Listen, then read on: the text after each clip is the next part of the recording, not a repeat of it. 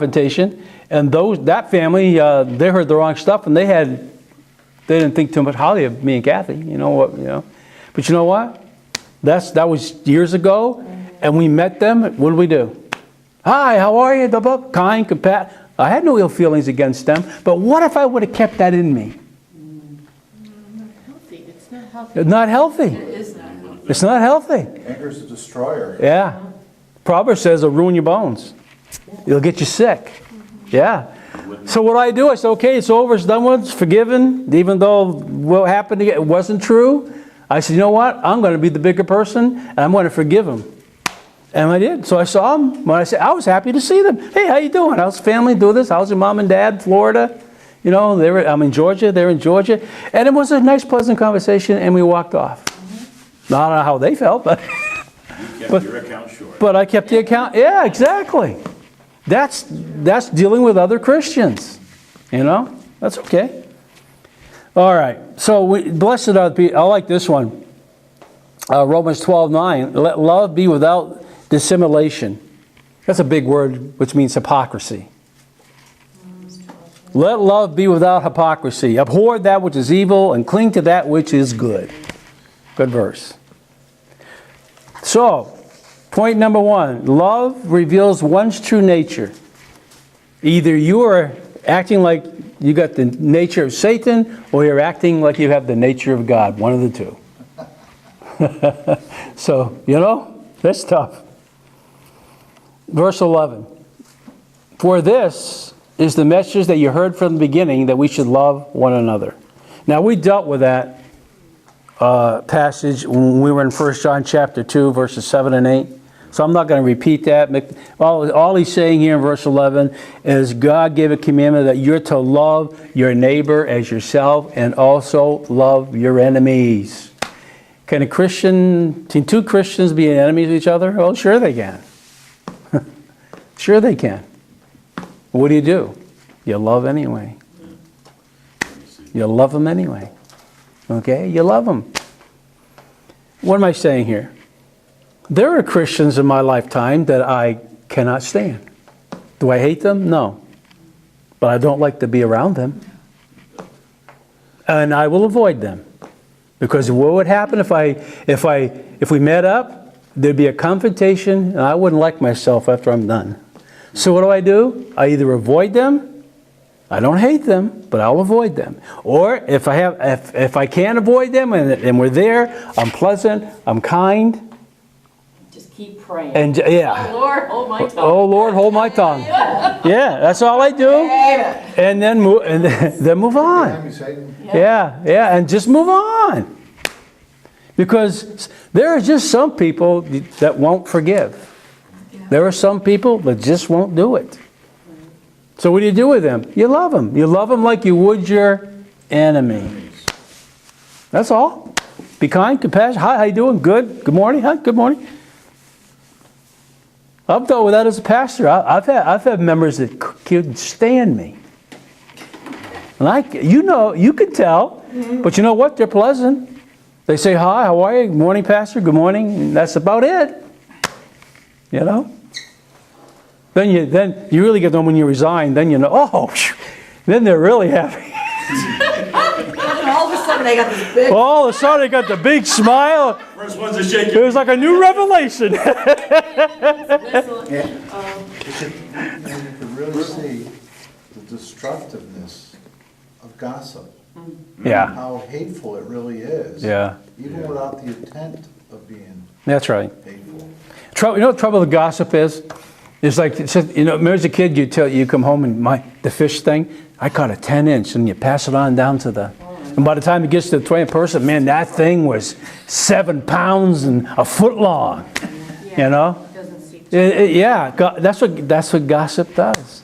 They never get to the true account of the matter. And then one Christian believes that, and one believes that. The first thing you know it, your whole character can be destroyed by gossip. It's poison. It's poison, yeah. So you have to be very, very careful. Facebook is so destructive. Yeah. Tongue belongs to Satan. Yep. All right, verse 12. Not as Cain, who was of the wicked one, who slew his brother. And wherefore slew he him? Because his own works were evil, and his brother's righteous. And marvel not, my brethren, if the world hates you. Okay? What you have here in verse 12 and 13 is love does not persecute the righteous. If you really love your brother and sister in the Lord, you're not going to get to the point where you want to destroy them. Okay? That's a terrible situation to be under.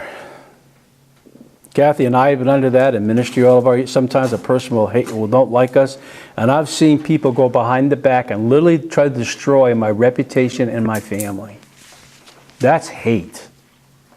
That is hate. That's, to the point where they want to hurt and destroy the family, and that's wicked when you see that coming. It's a terrible thing. But if you're not careful, we can do that with each other as believers. And now, as I said before here in verse 12, love does not persecute the righteous. And what John does here in 1 John chapter 3, he uses an extreme case of persecutions, an extreme case, to illustrate a point, and that of murder. Cain committed the very first murder upon planet Earth. He committed the first murder. He killed his own brother. Can you imagine that?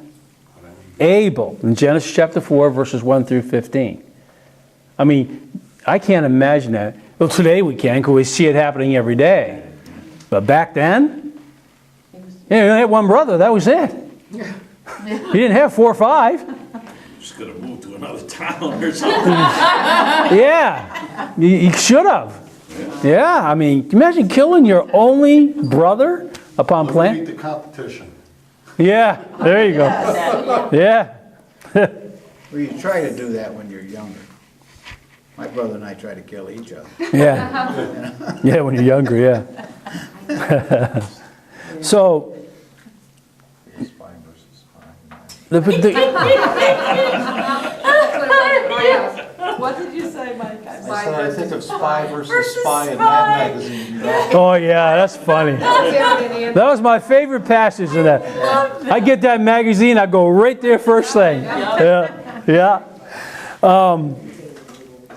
You got to ask the question, why did he do that?